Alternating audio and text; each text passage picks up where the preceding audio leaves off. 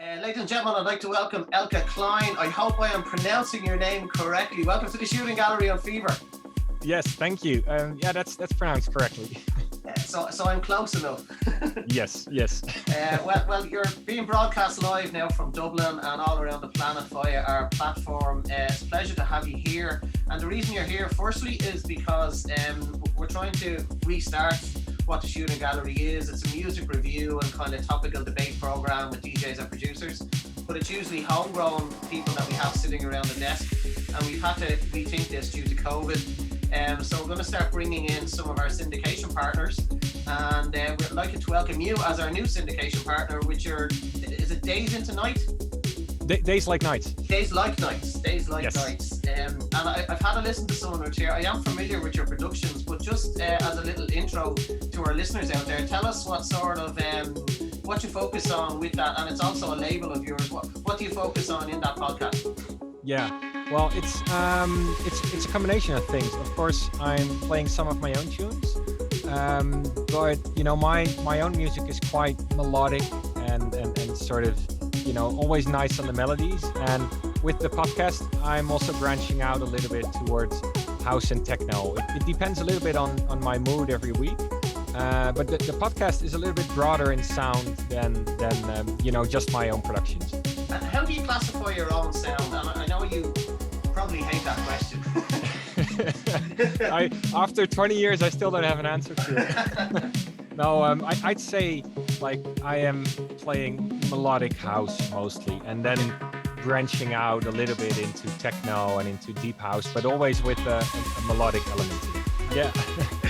So Control was one of the latest tracks that I finished for my last artist album. It was written completely in the COVID period, and it started because I felt like I still needed a sort of breakbeat dance tune on my album.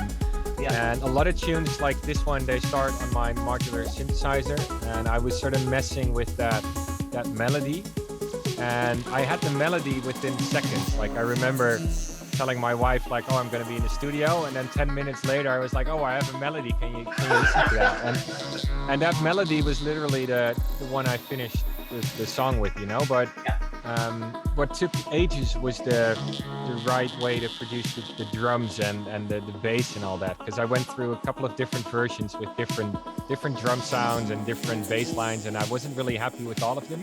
Yeah. Until one morning I came up with this one, and I really finished the tune quite quickly.